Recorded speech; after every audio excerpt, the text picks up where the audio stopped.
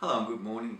I'm here today from Total Education Centre. My name is Bruce Pattinson and today's lecture is going to be on the introduction to Robert Frost. And Robert Frost is a world famous poet and probably the most famous American poet, a New England poet, and one that's set for study in many countries across the world. I'm going to be talking a little bit about context of Robert Frost today and where he comes from, and then I'm going to look at some critical analysis of Robert Frost's career as a whole and look at those before I move on in later lectures to talk specifically about certain poems. Now, I'm more than happy to have questions and comments as usual. Don't forget, if you liked the lecture, give us a like on the like button down below. Share this video with your friends and I hope it helps. So, Robert Frost is an American poet and an extremely famous American poet. And when we study Robert Frost, we study him for particular reasons and not just because he writes nice, easily accessible poems, although they are nice and easily accessible. He's probably the most important and influential of the 20th century American poets, and he's very much associated with 20th century America. His poems are famous for their sort of naturalism, and I'll talk about the New England atmosphere later, and the dramatic commentary on ordinary life that he makes. And he writes about ordinary people in ordinary situations and draws out greatness from that. He's won, of course, 4 Pulitzer Prizes for poetry, extremely well received all around the world, although initially he wasn't. What's good about Frost's poetry is that it's immediate and very accessible. You can read the poem and everybody who reads a Frost poem can get something out of it. You don't even have to look at the detailed technical structure of it. It generally tells a story, and on a very literal level it tells a very simple story that you can access. Of course, if we look at it in greater depth, it's very figurative and there's lots behind it, but on an initial level it's very popular as well. We look at, Frost poetry looks at human relationships and how people live their lives and go about life and the importance of that. And it links it very specifically to the natural world, and I'll talk about that. The natural world for Frost was basically New England, and that's where his poetry is centred, and it's a very literary area anyway. New England is the north of America, Connecticut, Maine, Massachusetts, and those states, and one of the earliest settlements of the New World, as it was called then, what America was called, and the home of independence and the independence movement. It's got very, very clearly defined seasons, and Frost focuses on those clearly defined seasons, and from his background context as a farmer and as a school teacher and a few other jobs that he had before he became very famous for his poetry, he's taken little elements of each of those things and integrated them into the poetry. And I think the context of that is that Frost had a lot of life experience prior to, and during his writing time, and he's associated lots of those things in the poetry. So what Frost has done, he's got several themes or ideas that run clearly through his poetry, and although he's considered a modern poet, he's not modern in the sense of technique and style. And in fact, his poetry is sort of old-fashioned in many ways. Some critics have called it, because he doesn't use the very, very, very modern styles. And he's taken the idea of poetry he takes the landscape and he uses that in mending wall. So what are those themes through this nature? He talks about the unknown or the inexplicable, one of the themes that run through the poetry.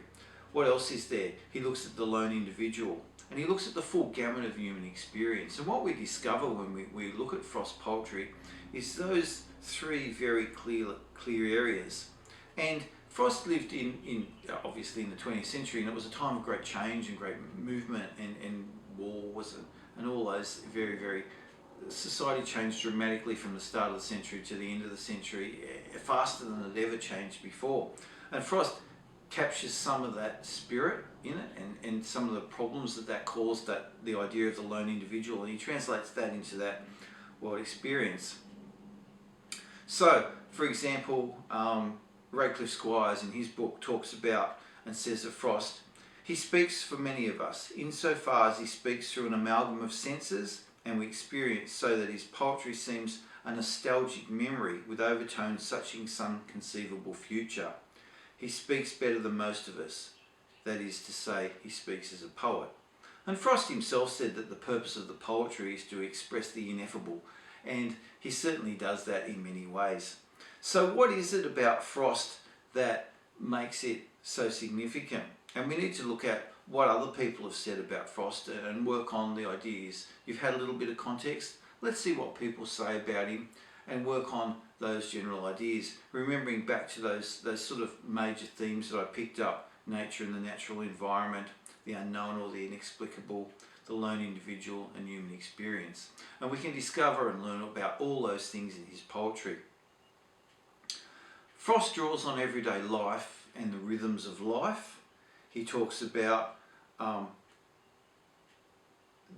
human experience in a very sort of simple way, superficially, but in a very deep way on that more figurative level, and we'll examine that clearly when we look at the poems.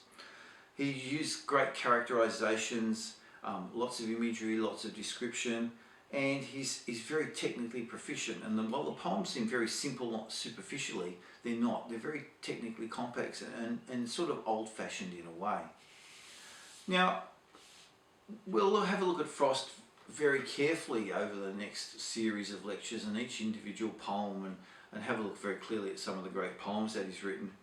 But as I said at the start of the lecture, I just want a general overview of him today to give you an idea of what the focus is going to be when we study Frost.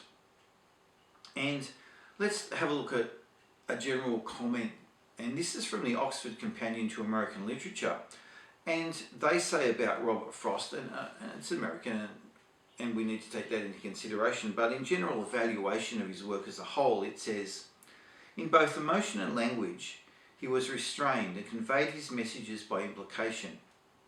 Although his blank verse is colloquial, it is never loose, for it possesses the pithy, surcharged economy indigenous to the New Englander. His genre pieces in the form of dramatic idylls or monologues capture the vernacular of his neighbours north of Boston. Frost explained his realism by saying, there are two types of realist. The one who offers a good deal of dirt with his potato to show that it is a real one, and the one who is satisfied with the potato brushed clean. To me, the thing that art does for life is to clean it, to strip it to form. And I think that captures and examines very clearly those aspects that I talked about previously.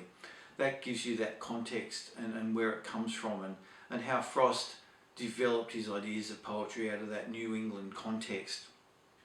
And I think you need to keep that in mind when you look at the poems, because it'll help you discover little things in each of the poems and help you make discoveries about the world yourself that's very important. Let's have a look at what someone else says, and Costello writes of Frost's poetry in a summation of his work.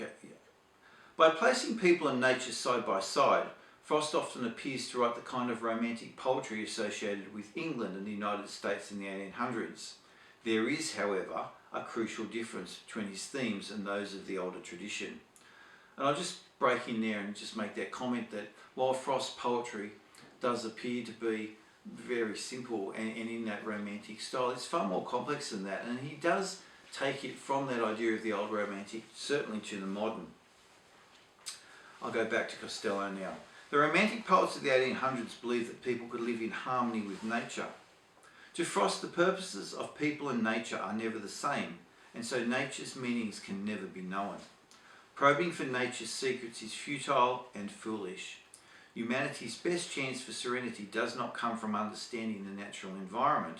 Serenity comes from working usefully and productively amid the external forces of nature. Frost often used the theme of significant toil by which people are nourished and sustained. This theme appears in such famous poems as After Apple Picking, for example. So that idea of work and toil makes the person whole and complete.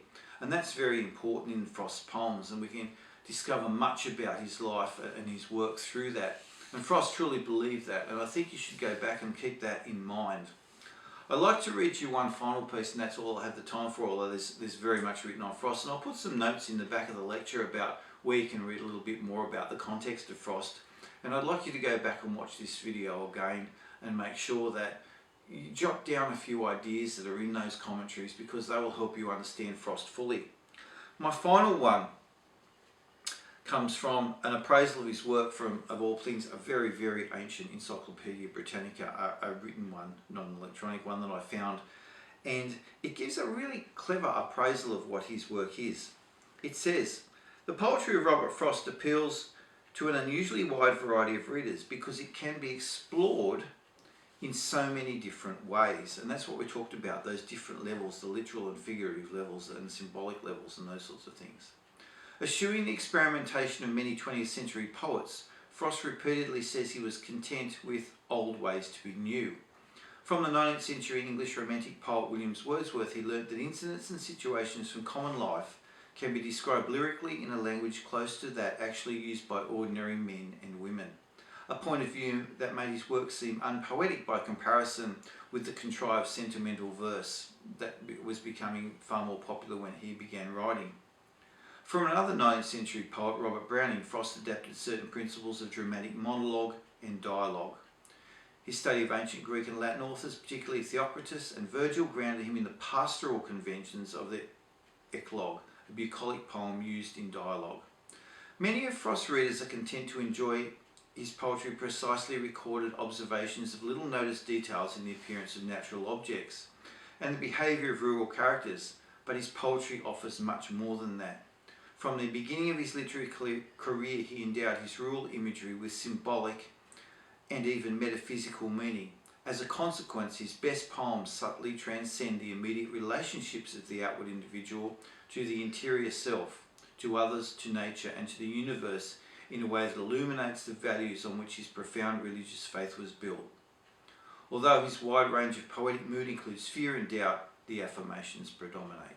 So in other words, what they're saying in the end is that Frost integrates all those things we talked about, and yet still the poetry, while it has its moods and changes, is usually generally very positive. Well, I hope that gives you a good overview of what Frost was doing with his poetry, what Frost was like, the context, and some critical analysis of what he's been. In the following lectures, we're going to have a look at some specific poems and analyse those down. Well, I hope you've discovered something about Frost in your learning today. I'm Bruce Pattinson. Thank you very much for watching.